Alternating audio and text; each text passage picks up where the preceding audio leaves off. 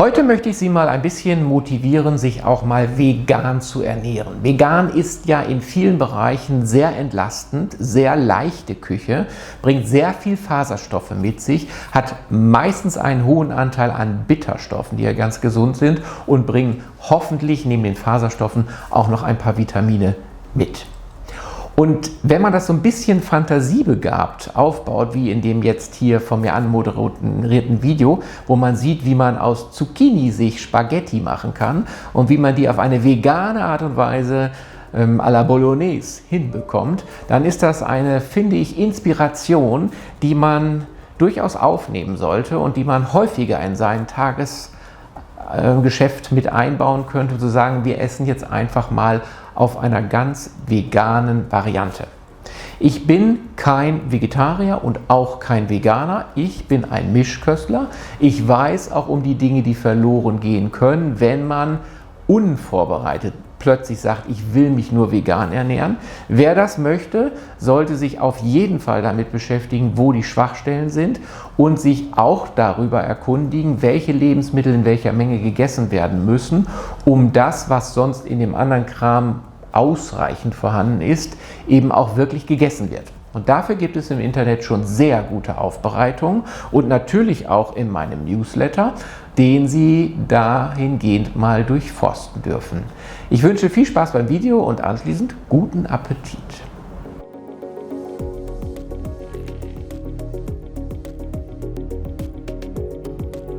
Ja, hallo, mein Name ist Björn Halfbrot und ich stehe heute mit Dennis Rosic, dem Gewohnheitscoach.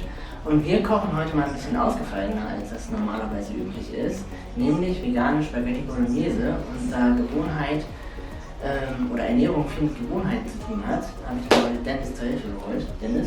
Ja, genau. Also ich bin auch super gespannt, wie das wird. Und wir schauen einfach mal, was wir da auch Schönes machen können, um die vegane Ernährung vielleicht auch in deinem Alltag mit zu integrieren. Ja, für unser Rezept vegane Bolognese mit Spaghetti benötigen wir Zucchini, Zwiebeln, Knoblauch, eingelegte Tomaten, Tomatenmark, Oregano und als Fleischersatz natürlich Tofu, damit da auch ein bisschen was drin ist. Agavenmixer für die Süße, ein bisschen Öl zum Anbraten, Pfeffer, Salz, etwas Wasser, alternativ kann man auch Wein nehmen und natürlich dann zu guter Letzt ein bisschen Basilikum. Ja, und das verarbeiten wir jetzt zu einem leckeren Mini. Ja, mit der veganen Ernährung. Wie lange machst du das jetzt eigentlich schon und warum ist vegane Ernährung für dich so wichtig? Ich mache vegane Ernährung, praktiziere ich jetzt seit 2 Jahren für mich und habe angefangen als Vegetarier. Und ja, dann letztendlich führt kein Weg dann vorbei. Irgendwann fragst du dich, warum brauchst du den Käse und warum müssen wir überhaupt Kühe einsperren oder Kühe ausquetschen. Und da gibt es halt auch, einfach wie wir mit Tieren umgehen. Ich war mit einem Schlachthof gewesen, habe mir das angeschaut, was wir dort machen mit den Tieren und wie die leben. Und dann habe ich gesagt, Mensch, eigentlich brauchen wir das nicht, weil du isst Gemüse, also wesentlich mehr Gemüse und das ist für mich wesentlich gesünder. Ich merke das einfach, ich habe keine Kopfschmerzen mehr, also ich habe mehr Leistung, ich bin fitter als vorher und seitdem habe ich es beibehalten. Und es macht auch einfach Spaß, dann sich mit solchen Themen zu beschäftigen, weil, wie wir jetzt vegane Bolognese hatten, einfach kreative Küche und du bist völlig frei und den Leuten gefällt's und mir selbst natürlich auch. Ja, und der wichtigste Punkt ist, klein anzufangen. Also viele Leute, die wirklich etwas ändern möchten, etwas Großes, zum Beispiel von Fleischesser zu Vegetarier oder Veganer, ist, dass sie wirklich von einem auf den nächsten Tag versuchen, das komplett umzuändern. Aber das ist dann so viel Arbeit, dass es nicht funktioniert. Was du halt zum Beispiel machen kannst, ist so ein Habit Changer.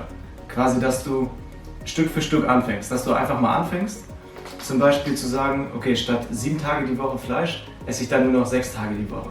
Dann kannst du sogar in den Kalender eintragen, wie viele Tage du in der Woche das einträgst. Dann trackst du quasi, wie oft du das machst. Dann kannst du zum Beispiel Stück für Stück dezimieren und runtergehen. Ja. Du kannst dazu zum Beispiel auch noch machen, dass du das so Stück für Stück machst und sagst, okay, Phase 1, zu jeder Mahlzeit esse ich Obst und Gemüse dazu. Irgendwas, was halt nicht fleischlich ist. Dass du erstmal so in diesen Geschmack reinkommst. Und dann mit diesem Obst und Gemüse. Dann gewöhnst du dir wirklich an, zu jeder Mahlzeit da hier was nicht fleischliches zu essen. Und dann gehst du zur nächsten Phase zum Beispiel rüber und sagst, ich esse keine fleischlichen Produkte mehr so von Tieren mit 4 Beinen. So mit Kühe, Schweine und sowas. Na, und den Rest kannst du ja noch essen. Und dann gehst du weiter. Dann isst du keine tierischen Produkte mehr mit Tieren mit 2 Beinen, so Hühner, Truthahn und sowas. Und dann halt Fische, also mit keinen Beinen, Fische, Meeresfrüchte und sowas. Und zum Schluss bleibt halt nur noch, dass du die tierischen Produkte generell weglässt. So Ei, Milch und so. Und zack, bist du Veganer. So einfach. Ja. Ja, vielen Dank, dass ich das mal präsentieren durfte, vegane Spaghetti Bolognese. Ich hoffe, es hat euch gefallen und hat euch ein bisschen Input gegeben, um einfach für die kreative Küche einfach mal was Neues auszuprobieren. Dir hat es gefallen, wie du sagtest, hat dir geschmeckt? Auf jeden Fall. Ja.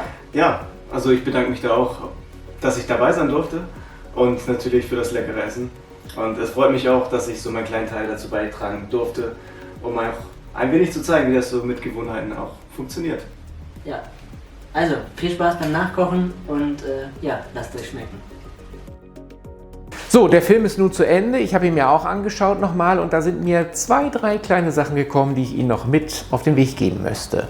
Das eine, hier wird die Ernährung über die Zeit verändert. Das sind Tipps und Tricks, die Sie schon mal mitnehmen für andere Dinge im Leben, die vielleicht auch mal geändert werden müssen, wo man nicht von jetzt auf gleich alles macht, sondern wo man sich langsam an etwas heranbewegt und das fand ich richtig gut.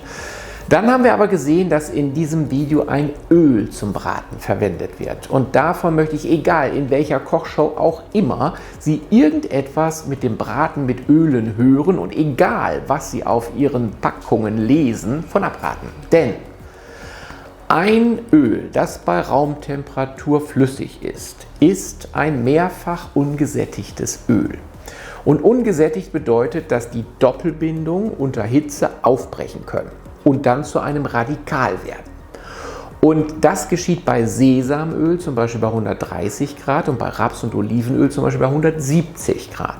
Und wenn Sie irgendetwas irgendwo anbraten wollen, sind Sie ganz, ganz, ganz schnell über 170 Grad. Selbst in einer Fritteuse sind Sie, wenn Sie irgendwelche Heizspiralen haben, da wo das anfängt Bläschen zu bilden, heißer als bei 170 Grad, auch wenn Sie oben 170 Grad eingestellt haben oder 150 oder 160.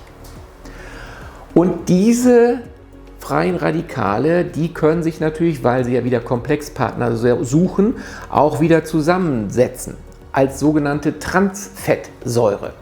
Transfettsäuren sind in Amerika mittlerweile verboten. Transfettsäuren werden genutzt, um im Mausmodell Alzheimer zu erzeugen. Also, wenn Sie braten, dann braten Sie doch bitte mit gesättigten Fetten. Der Veganer bitte mit Palm- oder Kokosfett und der sagt, so genau nehme ich das nicht, der kann auch Butterschmalz oder Ghee-Butter nehmen.